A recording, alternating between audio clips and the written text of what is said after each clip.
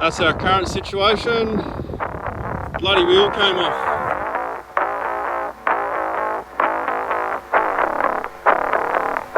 Welcome back to another interesting topic. This time, my wheel came off. 4 studs snapped, 1 was left on there, all wheel nuts were gone. How did it happen? How did we fix it? Why were we left stranded by our insurance and roadside assist on the side of the road in a dangerous situation? And why I'm ditching my alloy wheels and going back to steel. So why did the wheel come off in the first place? That I don't have the exact answer for. Either they weren't tightened enough or they were tightened too much. Now I always check my own wheel nuts with a breaker bar by hand. I've got a pretty good feel on them. Even when someone else serviced my vehicle, which is what actually happened. But this time I didn't do it. Go figure. We finished the Simpson trip. I left the car in Sydney at a mechanic. I'm not going to mention the mechanic's name because that would just maybe be a little bit unfair because I don't exactly know how it happened. I believe that they weren't tightened enough because the front passenger side was also loose on 2 of the wheel nuts. They were quite loose. I could shift them without putting too much pressure on them. So it kind of tells me that maybe someone did the passenger side and someone else did the driver side and the passenger side was just left unchecked. What's happened has happened. The main thing is we managed to keep the vehicle on the road and didn't hit any trees and no one got hurt. Something important I want to chuck in here. When the wheel came off, we didn't hit the brakes straight away. We just let it coast down the hill because we were actually wondering what the hell was going on. I then afterwards, once I had control on the vehicle, started to hit the brakes. That's our current situation. Bloody wheel came off. Snapped all my studs. Not good.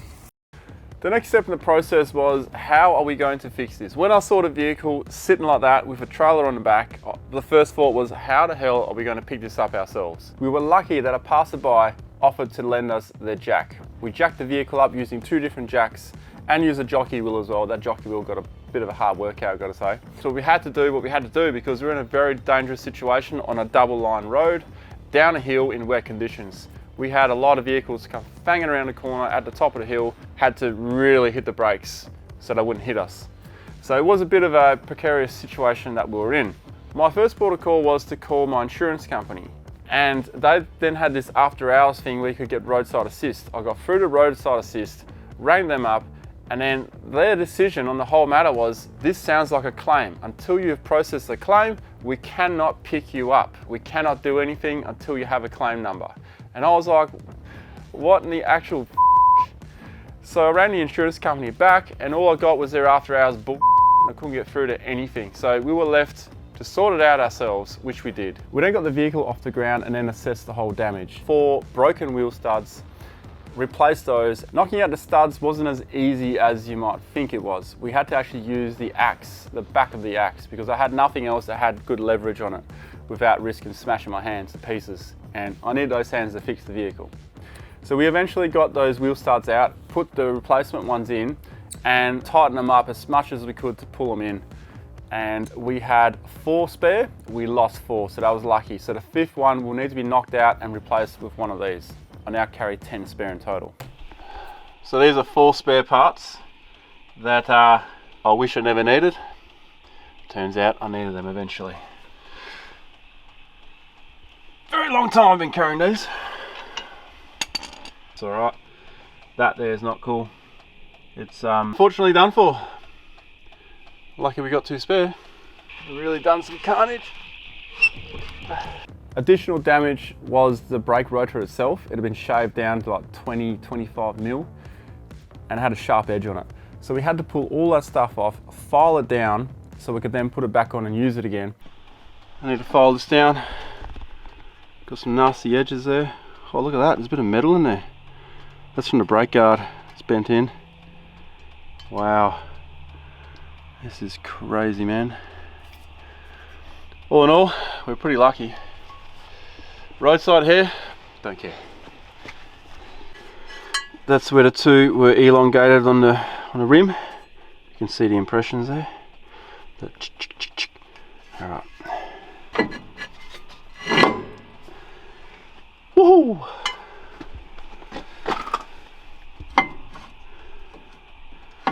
So I'm going to take it out of gear and see how it spins with the brake guard, see if there's any more interference. So out of gear.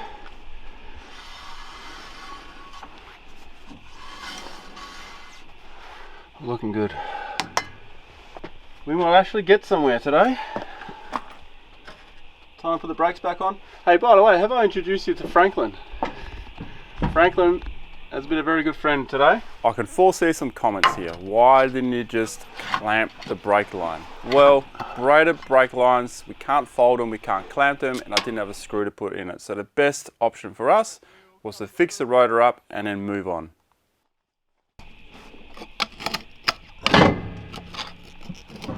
We worked hard enough today, so might as well do this part the easy way. Oh. I actually think we're going to need to steal one good one from 2 other wheels and replace those good ones with these ones until we get more. Just to emphasize how difficult it is to see if you have wheel nuts still on your lugs with an aluminium rim. Most of them. There are some you can actually still see it, but with this particular one you have to get right down. I look like I'm trying to inspect the pipe here. That's how far down you got to go. Yes, I understand it is night time, but if that was a steel wheel, you could glance at it, and with these silver shiny wheel nuts, you would see them. No doubt about it. Now this was a joint effort. Got it done. And now off to camp at a automotive car park, I reckon. 15 Ks we got to go. We've only got 4 wheel studs on 3 wheels. Take it nice and easy. 40 Ks an hour, check everything. 50 Ks an hour, check everything. 60 Ks an hour, no more than that. We then proceeded to driving, listening out for any noises because we didn't know if it had damaged anything else. So after driving for a while at a very low speed, we increased to about 60 kilometers per hour, ensured that no one else was on the road, and we made our way back to town, which was Colac, I think it was. Yeah, Colac, where we had to phantom camp in the middle of the town and wait for the next morning. It was a Sunday for Repco and Super Cheap Auto to open up so we could get our spare parts. Sunday morning update. We limped into town. 5 wheel nuts, 4 on the other side, 4. Hence why we only just limped into here. We're going to go to Super Cheap Auto and get some wheel nuts next, or Repco or whatever. This was our campsite last night in the middle of town at a driver reviver. Anyway, I'm feeling a lot better this morning after we limped in and got the vehicle in. Had a bit of a small feed at the drive-in yesterday, which we had to walk through at KFC. Managed to score one of these at Repco. They had 4 in stock, believe it or not. Unfortunately, no wheel nuts, so we got these from Super Cheap Auto. Not ideal, but they'll get us by until we get some more of these regular ones. But I'm feeling like I'm going to go back to steel wheels because I can see the wheel nuts if they're starting to come loose, because I've had this happen before on the other side, but I caught it beforehand because you can really feel it wobble. Alloy wheels, you can't feel it wobble. That's the scary part. With an aluminium wheel in particular, you don't get a warning because the width of the rim itself that sits on the hub is almost as deep as the hub. So it's got a nice purchase or surface area to sit on. So even if all the wheel nuts are off, you won't really feel a wobble. And if it starts wobbling, by that stage, it'll just come off, and that's exactly what it did to us.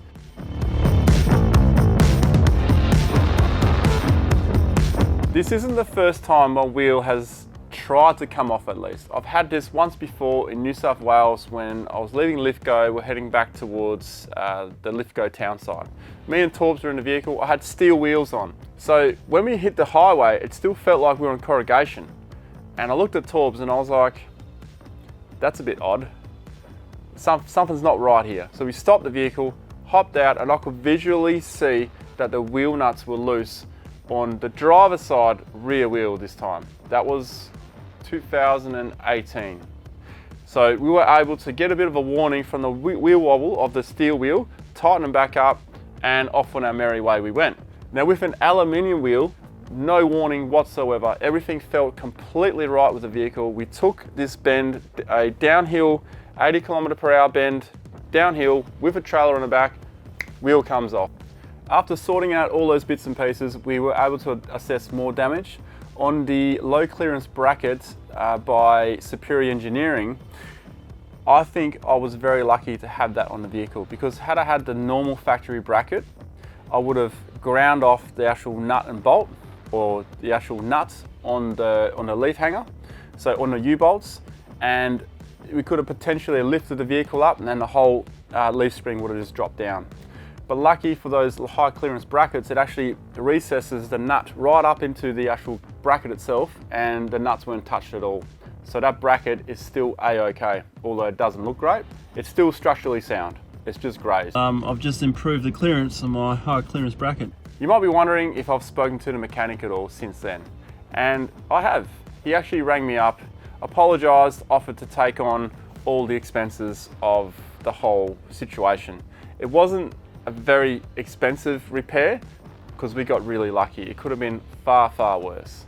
And just to clarify, I'm not blaming alloy wheels at all.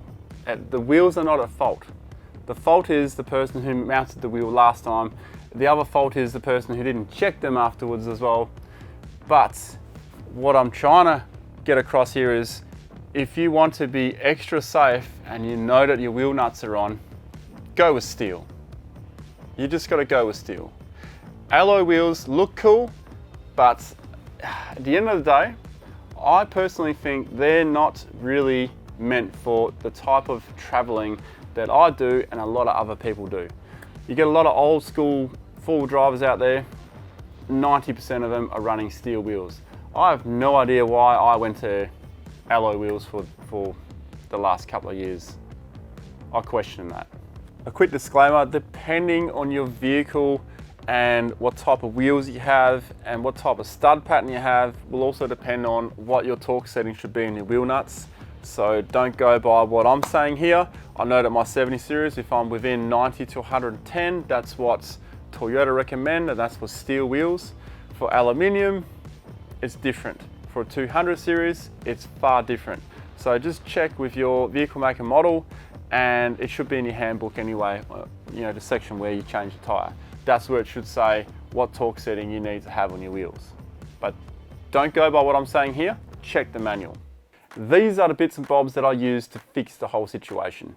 2 jacks, 1 G-clamp to help me with the brakes, not really required, but it makes it a lot easier.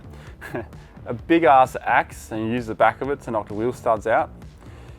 Screwdrivers, tyre lever to lift the tyre back on and spin the hub around, breaker bar, socket, a file to file down the brake rotor itself, and a 17-inch socket to get the brake caliper off. In my opinion, one of the most important spares you can carry are wheel studs and wheel nuts. Now, I was short on wheel nuts, unfortunately, because I had to use them on another vehicle on a tag-along tour years and years ago, but I never replenished them.